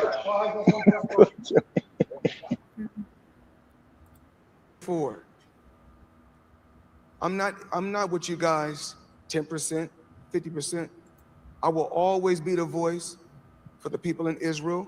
I will always stand behind the country of Israel. See that? And look, and we always know he was a coon, right? He's a super coon. All these they always know super coon. So he knows he can't go Kanye. Kanye's a coon, but Kanye went off the reservation and told the truth one time and tried to jump his ass back on the reservation, but they won't take his ass back. He did his coon and then came out and told some truth and got kicked off the damn plantation. This dude has always been on the plantation. He's a super coon. He's stupid. He can't read. He can't write. They stole all his money from him. So you see, ain't nobody coming to his rescue. The same people that's I'm having Joe show this. I'm having Joe look it up. We say Floyd Mayweather going broke. I'm gonna type that up on TikTok too. He stole all his money. We go ahead, Joe. Let me talk. In Israel, I will always be here for you guys when you guys don't have a voice. Yeah, there's such thing as a house nigga and a goddamn field nigga. This is a house nigga. And that's why they stole all his money. The same people he's loving and supporting, they stole all his rest of his little bit of money he got. He broke. He can't pay no bills. People file lawsuits against his ass. And I love it. Go ahead, Joe. You love it. Behind Israel, I wasn't looking for an award. I felt I did what was right. And when you choose your side, you stay on that side. And this is the side that I chose. I take my hat off to the soldiers, those warriors in Israel. I'm behind you guys once again, 100%. I'm all about peace. I'm all about love. I'm all about happiness. I truly want the soldiers to continue to hold your heads up high, continue to smile, continue to love one another, because life is short and all we have is our loved ones. And That's why love in your family is priceless. Let's continue to fight and stand behind one another. And once again, this is the side that I chose, and I will continue to stand behind this side right here. Thank you. And like I said before, I'm not with you. Crazy. But let's look at this. That's crazy work, Joby. Crazy work. Floyd Mayweather Crazy says work. he reportedly got cleaned out to the tune of $175 million. What? Claiming a former close associate ran a year-long scheme that allegedly drained his bank accounts, hijacked real estate deals, pawned off his jewelry, and even made his private jet disappear. Damn. According to TMZ, Floyd says roughly $100 million worth of bling has handed over to a Miami jeweler for only $13 million in return. And he said a huge chunk of the collection is still sitting with the dealer. Floyd also says he unknowingly signed paperwork transferring ownership of his Gulfstream jet with a buyer section left blank, and says he still doesn't know where the aircraft money went. Floyd also reportedly has been ordered to pay more than $1 million in child support after a Nevada judge ruled the retired boxer fathered a 4-year-old girl born to a former dancer at his Las Vegas strip club. Floyd also faced a reported $7.3 million IRS lien. Ocho, with the lavish lifestyle that Floyd has built over the years, the jet and entourage nonstop spending, has he created a lifestyle that when he was making $200-400 million a year, he was able to enjoy? Has he created something that he can no longer keep up with? Yeah, I think so, because if you think about Floyd obviously having to maintain the image of being Money Mayweather Joe, being at one point, being at Top's highest paid Forbes, top highest paid athlete at one point, the lifestyle that he did live, you understood once you stop fighting, once you retired, regardless of what investments you made, there are no investments in this world, I don't care who you are, Uncle Joe, that you can make that can still accumulate that type of revenue that the sport that you play can. It's not that many. You got to hit. You got to get in good and hit it when it's hot, and it happens very seldom. It happens very seldom. So I hate this. I hate this for you, my young bull, man. I hate this for my young bull, Floyd. Hopefully, this situation gets rectified, especially when it comes to having people around you, having other people in control of your finances. That's a no-no, Joe. That's a no-no. Man, that is a big no-no, especially with the kind of cash Not flow. no blank, though. Floyd Ocho, you can't sign anything blank. Ocho, when they come to us and they try to get us to sign these blanks when it comes to our autograph, bro. Do you know how many jerseys that you can put these on? Do you know how many pictures you could? No, bro. I'm not signing no blanks. Look, I'm not gonna address the child situation. Whatever he and hopefully the co-parent will get that worked out, get that resolved. That ain't got nothing to do with me. I don't really care. I don't really care about that. Hopefully, whatever needs to be done will get done. Damn. But first of all, before I get to second, third, Ocho. Yeah, talk to $100 million in jewelry. Damn. Ocho. Yeah. $100 million in jewelry, Ocho. But hey, Uncle, it's Money Mayweather, Unc. It's Money Mayweather. He had an image to uphold. 100 million, bro. I got about 100 cars, but right here, we like to call this the Sweet 16. Lambo, Ferrari. See how stupid he is? What you buy? Why you need 100 cars? Whatever you want to call it. The Maybach truck or Maybach truck, whatever you want to call it. I got That's options. what Joby. Now this is what a moron does. Nobody rich does this. This is a moron, and that's why he's broke. Right? And all these money. He won't be able to sell these cars because they're all depreciated. That's what an idiot does. Because he's insecure. This is what I got here. Look at that dude. Look at it. He's insecure. He's an idiot. And so when you got an idiot has money, it's always going to disappear. You need to have him a good woman that can help him. But he's too stupid. But he wouldn't listen because his ego would be too big. It's good. You need a good woman. So listen here, you're doing too much. You're buying too much shit. You're gonna destroy us, dummy. But it's too late now. This dude's going back to the ghetto where he came from. Go ahead, Joe. I don't know what I want to take out tonight. Take this. I think this goes back to what we were discussing yesterday, because I was trying to think about it. There's black spending power, right? And where a majority of the black people don't own anything, but yet they're spending a lot. This is I feel like this is a good example if I'm understanding it all well, because I feel like Black people, I've seen it, especially the Black celebrities, they waste a lot of money on the designers, new cars every month, Birkin bags, and all that. I don't know if it really makes sense, but I was trying to think about it because today I was seeing a story from a certain Black American lady, and I was like, damn, I can't waste money on all this, you know? Those are- You understand it exactly, Joe. What you did, what we just said, that ties in what we were talking about yesterday. It all ties in. That's true. Spending power, you just spend on goopy brands. What is Floyd built? He's built poverty, Joe. He's taken all that money and built himself right into poverty. Go ahead. So, after this, Joe, I want you to type in say Floyd Mayweather's going broke. Yeah, this is He the one. really okay. It's the one. He's already broke. Got about 100.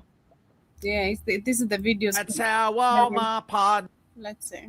On the verge of bankruptcy. No wonder Floyd Mayweather is almost broke. No wonder we keep hearing rumors that he is on the verge of bankruptcy. You want to know one of the ways that the real flex is assets, man. When will people understand? The real flex is assets.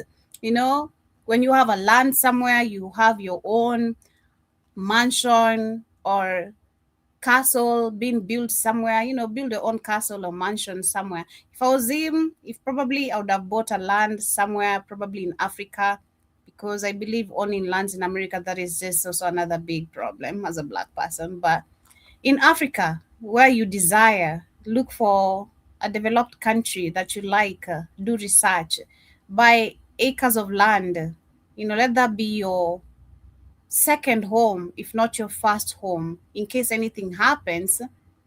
I don't know, but maybe I think different than majority. rich people stay rich? They don't invest their money in depreciating assets, which means they don't invest their money in anything with Exactly a what Joe. combustion engine or Exactly what Joby just jewelry. said. Land, it's like what Joby said. You don't put your money in shit that's gonna lose money. That's stupid. But he owns houses, but he's going to have to sell them. He owns a bunch of houses. He owns houses in Las Vegas, New York. But the one in New York he's being sued for because he couldn't pay the wheel. Some Miami, LA, but he should have bought them outright. I guess he only paid the mortgage. In Africa, you got to pay for that house complete. So he had a mortgage he's paying every month, so he don't got no money no more. So, so why would you buy shit that don't make you money? Why would you buy shit that loses a bunch of cars? Who you trying to? Because he's insecure, he's trying to impress people with shit no one gives a fuck about.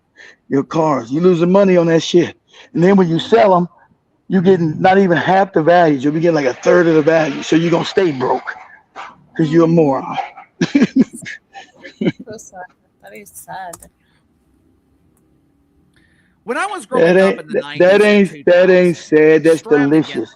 I couldn't happen to a nicer coon bootleg, Joby. This is perfect. This is called karma. God damn it. Damn right. Could happen to a nicer bootleg.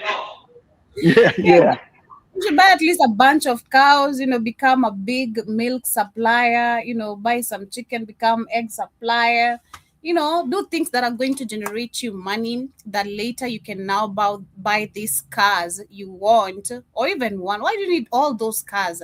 I don't get it. You know, personally, I never get why you need to have like 6 different type of cars.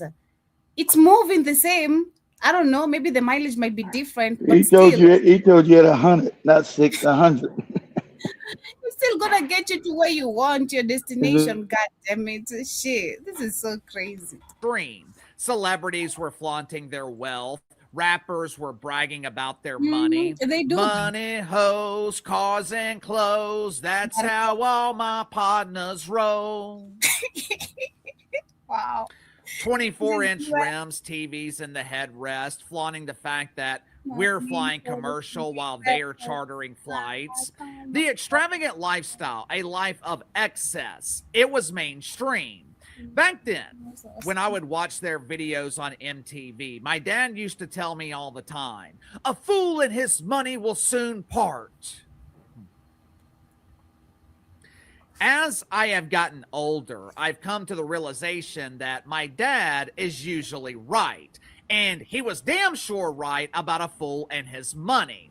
If you don't believe me, just look at Floyd Mayweather.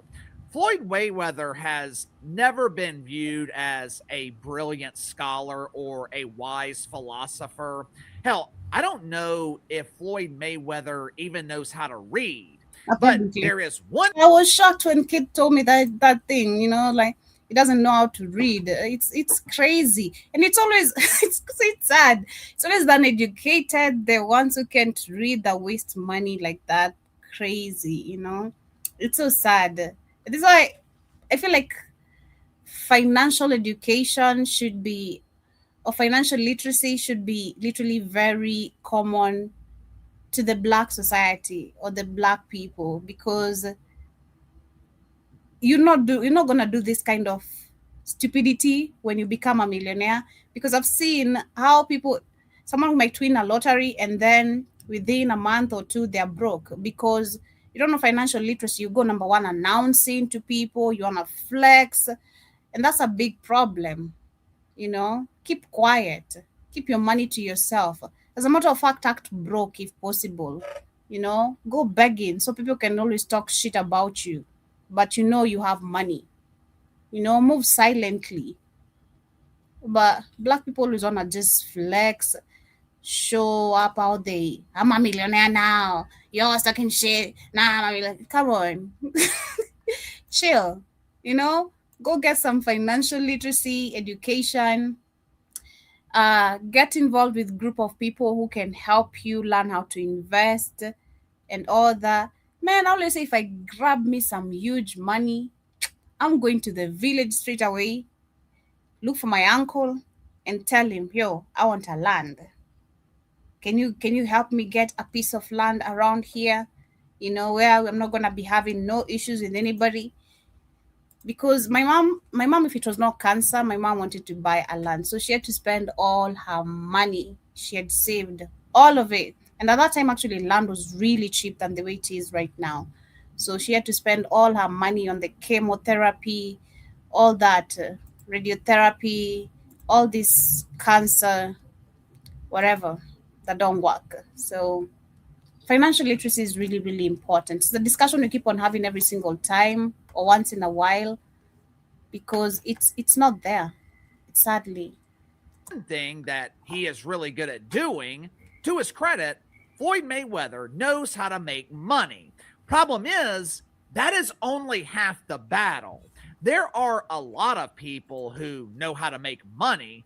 The question is, can you keep it? You see, Joe was saying the ones giving him financial education, they're the ones stealing away from him. That shows how much of also a stupid person he is, because that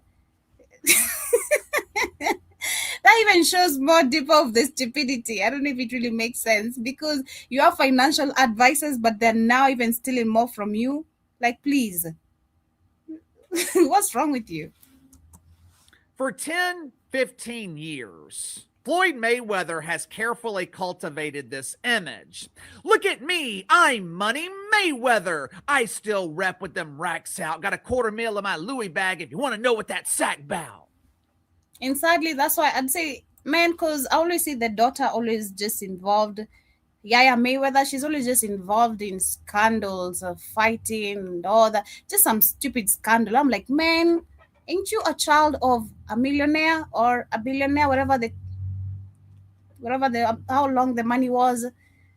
You're not supposed to be behaving this way, You're supposed to be behaving this way. But now I see it comes from the dad.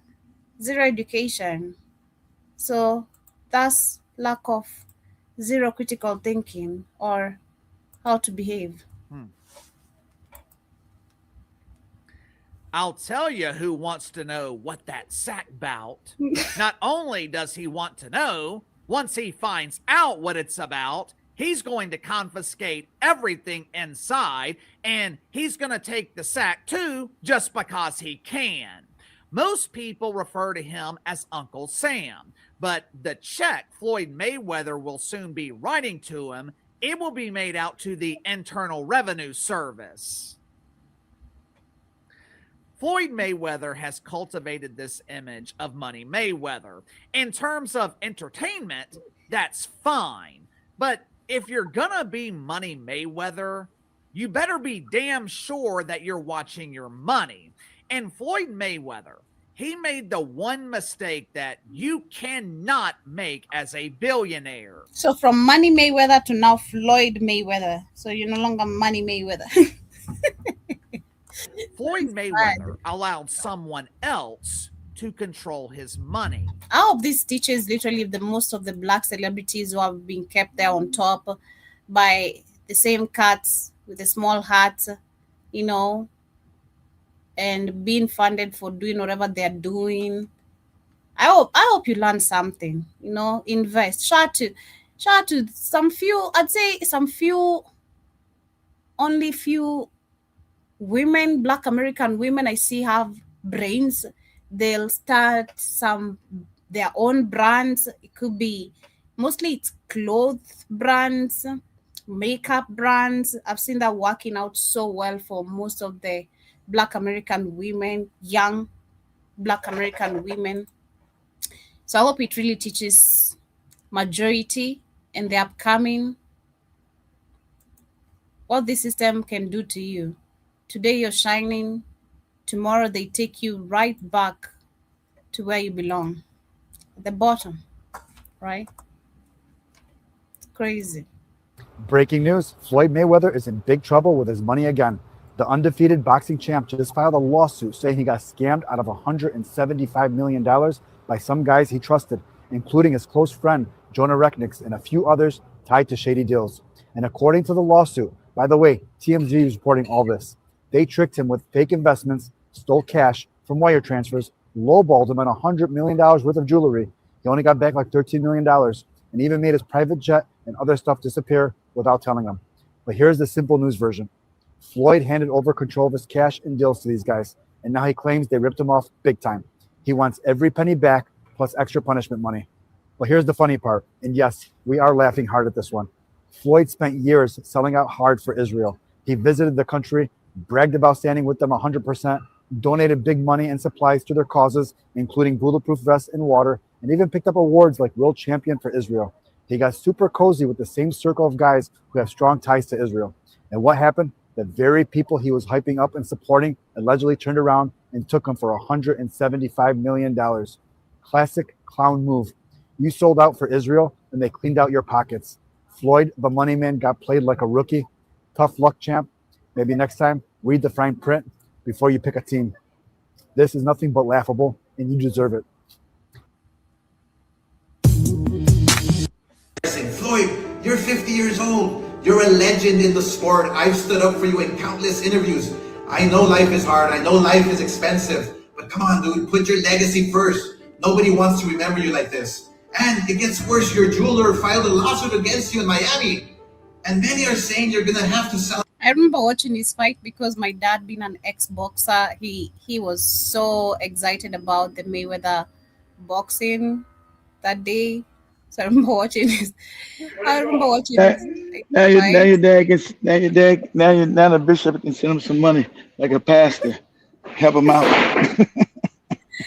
Oh shit, it's crazy. For assets.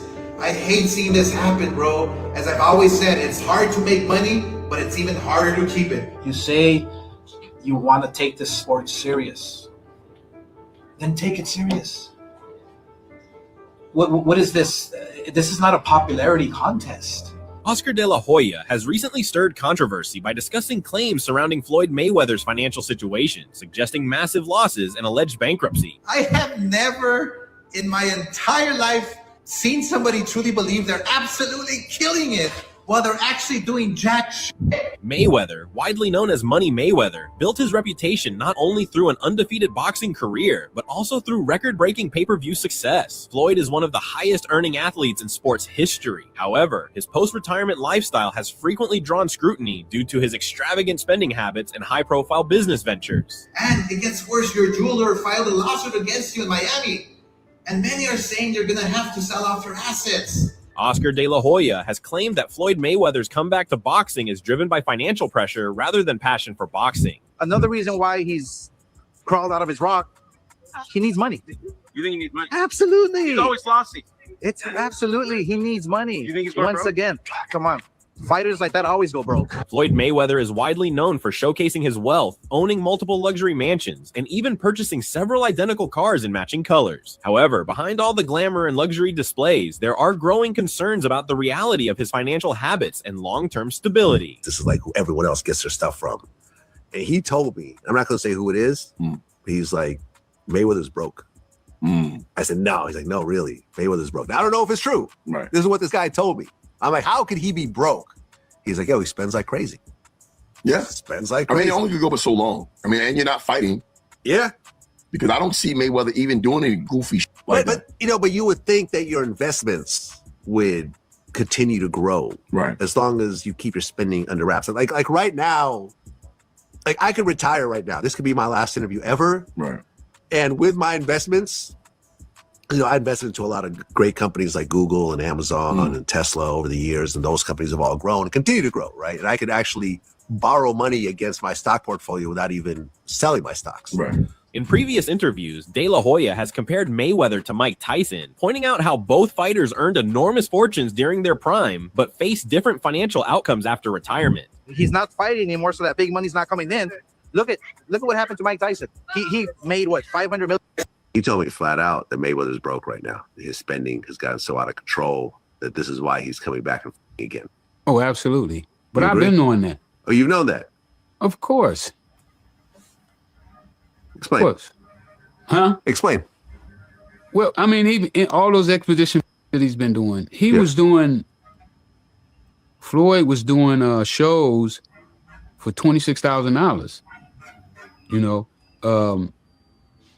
When Floyd fought Shane Mosley, I called Floyd and I was like, one of the casinos want to give you $150,000 for a 15-minute walkthrough. And they said they'll give me $30,000 to walk through with you. And he turned it down. Flashback 2 or 3 years later, he's running around with one of my guys, Link, from Memphis, and he's doing parties for $26,000, $30,000. So when I see him doing that, I'm like, Floyd doing a party for $25,000, $30,000? Something wrong with that. My internet is tripping. Yes, I wait for it to come back. My internet is tripping. As we get closer to also winding up, I see Ugali. Did I see Ugali anywhere? But I see let me see. Shout out to Robin S. Who's in the house. Thank you for tuning in. Let me see where I left the comments from. Okay. John Mosquito said they confiscated his private jet for not paying debt. And Sale says that's country proper grammar, Joby. My bad. Oh, the country's proper grammar. You grew up in the countryside? I don't know. That's what you're trying to say. But And this was like 6 years ago. correcting me. Let me pause on that, then go through the comments and then wind up with that. I see Ten Speed says, okay, Keith, do a show on all black entertainers getting robbed by the Jays as far back as. And John Mosquito also adding, he was spending a whole lot of time with the brother Paul Light 3-4 years ago. And Jiba says, maybe he'll box a kangaroo in the carnival to make some bucks. Wow, really? You can box a kangaroo? You know, a kangaroo can slap the shit out of you. I don't know, but can kick the shit out of you. Man, I've seen a kangaroo fight, I don't know. I don't want to ever bump into a kangaroo in any type of... I bumped into some goose the other day after we talked about the goose, the duck, and I ran for my life. I was like, dang, no, hell no. Hell no. It would be so embarrassing, especially in front of kids, to see some goose trying to attack me. So, nah, I'm friendly with dogs, but I'm also careful been friendly with dogs since that video we saw, And John also says, did Floyd ever speak up for black people like this ever? I don't think so. We don't see any video of him talking about black people, so bet maybe not. Danny also says Floyd only says all this because he's broke. KW Don, nice to see you. Been a minute. I hope you're doing amazing. Says Floyd was too flashy and financially illiterate. Exactly. That's what I'm saying. We need financial literacy within the black community. It's not just him. Trust me, we have a bunch of people who don't understand financial literacy. They get money and they just go blowing it out, wanna flex, especially when they get the big money. You think like this is gonna take you till forever, especially if you're misusing it. You're like, dang, it's crazy. But yeah, living above his means, exactly. Daniel also says, according to the report, he was on top of this business. Handle your business or your business will handle you, period. And John Moscow says, rumor has it Floyd can't read. Yeah, I think we've discussed that a couple of times. Keith has brought that conversation up a couple of times when we discussed Mayweather. And Jiba Jaba says, I'd have to be pretty creative to blow 10 million per day in a year. That is crazy. That is so crazy. Robin Caribou again says, she says he's just signed a blank too. They told him to give that white girl money. Damn. John Musto says 100 million on a senseless jewelry. For what? For what? For what? Man, if there's something that really amazes me, especially as a girl, I don't like all that flashiness. It surprises people when I say I don't even like flowers. I'm not that type of get me flowers type of a chile. I don't do that. I don't know if maybe I have more manly type of behaviors, but I like it that way. I'm not with all that. You treat me good, that's enough. That's enough. Of course you're gonna spend, but not on stupid shit. Not stupid things. Get me some diamond jewelries. Get me a Birkin bag, or I'm not gonna be your girlfriend. Get me a Maybach so I can know you love me and I'll have a kid by you type shit. I'm not doing that. I'm not doing that. I barely even fantasize of fancy flowers. No, I'm cool. I'm okay. Get me some KFC. That's the type of flowers I like. Give me KFC. Give me some milkshake. Let's travel, let's go somewhere, talk about what you want to do about your life. Do you want to buy a land? Those kind of things. What do you want to invest in? But me back flashing money on strippers and all that type of shit, it's crazy. Ricky says those jewelry and cars are not worth a penny. Exactly. And Jiba Jaba says, Joby, it's called nigger trinkers. I hear they're called trickers. Tricks. Can you trick? It says 100 cars time. That is $100,000 each. That's 100 of low income home or more. And Jiba Jaba says, I would buy land all over the world. Exactly. John Moshe says clothes, cars, houses, private jet, boat, wow. Private island, wow. Somehow depending on how much they are worth. Always the same shit, copy and paste. This is crazy. So this is probably is the type who used to say I can't repeat clothes, buy some $100 type of clothes or even more than that, and then you throw them away in a day. We get them in the second-hand clothes, and then like, God damn, this is so brand new. Who the hell even lets go of these clothes? This is so brand new. Get ourselves some handbags there.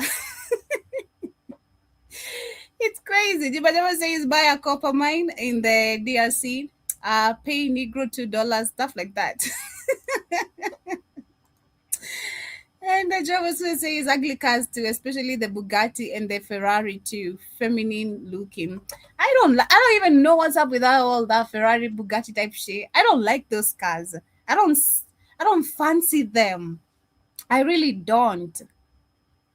I don't fancy them. So long as I have a 4 moving wheel, that's enough for me. I mean, it doesn't have to be ugly too. Like, hey, please. But she, just a nice, cute looking car. Doesn't have to be all these expensive type of crazy things. Just crazy. Ricky says, I had family members in the NFL, NBA, and MLB. Caucasian wouldn't let these black men invest in hoodies. And the drama says you always have fun with your millions first, 5, 10 years. Then you grow up and think about the future. By the time you're growing up, probably you've not done anything. So grow up before you get even that 1 million. Know what you want, especially in these tough times. Imagine you just landed a jackpot somewhere. Just go buy a land somewhere, start building as quick as possible. Avoid rent by all means. God damn it. Pull electricity in your house, pull water. It's just that simple. The only thing you're gonna be paying once you have a land and your own home is just electricity and water. That's all I see in Africa, literally. I don't think there's anything else extra we pay for. Nothing. Just electricity monthly and water. That's all. The rest of the things, no taxes, no house taxes, no someone coming to charge you because you have a super drum on your compound. It's crazy. And I also see Cassius Williams Karibu says this DuPont saying nothing about breakfast stealing school money. And Jibajaba says in the 90s, high schools ended financial literacy classes like learning how to balance a checkbook. Dang. I did business in high school personally. It helped me learn a lot. It helped me learn a lot financially. I did business. I didn't do geography. I did business and history, but I still didn't like history at all because I didn't like it. And it makes sense why I didn't like it. Now looking at the history we're being taught. I loved business a lot. I loved Swahili. Those are my top performing actually lessons when I finished high school. English, Swahili was the first one, then English, then business, and I'd say Christian religion education. And yeah, those are my best. And then I also see Keja says these white supremacists love to talk about black people like white people aren't doing the same thing. John Musto says in the most cases, these people giving him financial advice are the ones stealing from him. Yeah, but yeah, as we wind up, let me play this video as we wind up with today's conversation. I mean, look, Mayweather broke is not our version of broke, right? Me and you being broke means we're really broke. Mayweather broke means that, okay, he may have to sell off one of his homes. He may have to sell off a few watches. Well, they saying in New York, the guy that he was getting an apartment from is suing him for that apartment. Yeah, I mean, look, there was a story that he had bought one of the buildings in the Diamond District, and then a bunch of people said that's not true. But he was announcing it on IG, but then other people were like, no, that's not true. Look, if you look at his IG right now, this Saturday, he's doing a meet and greet at the MCM store in Vegas from 2 p.m. to 3:30. That doesn't sound like something Floyd would do. Yeah, last time I talked to him, he was telling me that he was buying the biggest building in New York. And right, that's what I'm talking about. This is crazy. And then just popping fresh, But I already knew it was game. I done did too many deals to know when somebody got some money and when they don't have no money. And I feel like this is why it's also how do I say? Trying to find the right words to put it together. If black people had unity and then you get such money, go find your fellow rich black community. Again, this is what we're talking about, doing things in silence and not announcing stuff. And create some black power, because it starts by creating. Literally, black power doesn't have to start by voting and all that. It starts by you building something of yours. If I'm wrong, correct me, building something of your own that can generate you guys money, Find some fellow black millionaires, put your minds together, See what you guys can invest in. Where do you want to invest? Look at the future benefits of your investments before you invest. Do research. I don't know. Anyway, everybody's given the right mindset. We keep saying that. We keep saying that because we see the same thing here in Africa, with especially, I think, for us to talk about on the girls level, the girls who are gonna get people spend a lot of money on them, a lot of money, and then once they break up with these guys, they're left broke. And you're like, what did you do with this money, since someone was giving you like 100,000 or 500,000 every month? Oh, nothing. I was buying backing bags. I furnished my house. You don't have no business. You have. Please, let's wake up. let's be smart enough.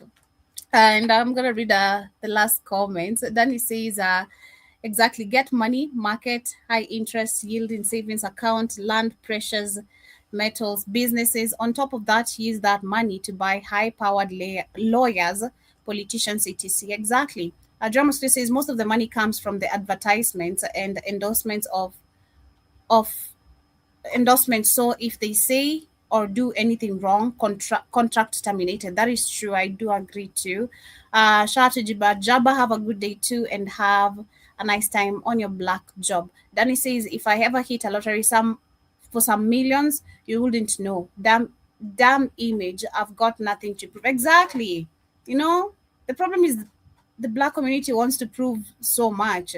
I got it. You was laughing at me. No, please. Fine. Win in silence, as a matter of fact. Let people see you popping shit, but they keep on asking where did they get the money? And you have some businesses running, you have shit running, not you running your money and your mouth and nothing you're doing. It's crazy. What's a Maybach? It's a Maybach, John Mosquito. Don't act like you don't know what's a Maybach. You can't buy land around the world unless it's America. You can buy land if you want to in Africa, Ricky. You just don't want to, and it's okay. You don't want to. Unless you're in America, no, you can buy land. You can buy land anywhere around the world, so long as it's not Europe or America. Personally, you can buy land in Africa, god damn it. Shit. And you're gonna get acres of land. If you look at the price you're gonna buy a land with in America, bet you're gonna get probably triple of that land here in Africa with that money. And correct me if I'm wrong as I wind up. Correct me if I'm wrong. And also see 10 Speed says, let's look at the Jays and the list of black entertainers from the sports and singers far back in the 90s. I can try. We talk about that. It's actually more expensive, Joe, in Africa. The land, our own land. You guys know our own land, but it's more expensive in Africa than America. Yeah. 2 acres cost you like $15,000. Yeah, acre land here maybe $2,000. 2 acres is cost me $15,000. Depends on the location. That is why I'm saying you have to do research. That's true. But I'm way out in the rural space. Shit, I'm way out in the middle of nowhere. Shit, and by Nairobi it's even more. And it's spacious. It's really spacious. You can see it's spacious. But anyway, much love, family. That's where we come to the end of today's conversation. I hope you've learned a thing or two, or you've consumed a thing or two. But we leave it right there. That has been our time today. See you guys tomorrow. Same time, same place. 10 Speed. I'll try if I'll remember. Maybe we cue that as the topic of tomorrow.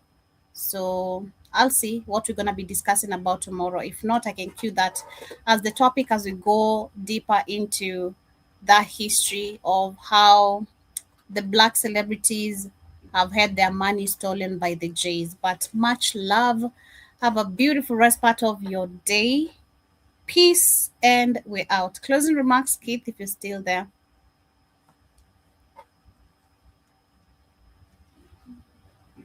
I think Keith is busy on his black job too. But peace, family, and we're out.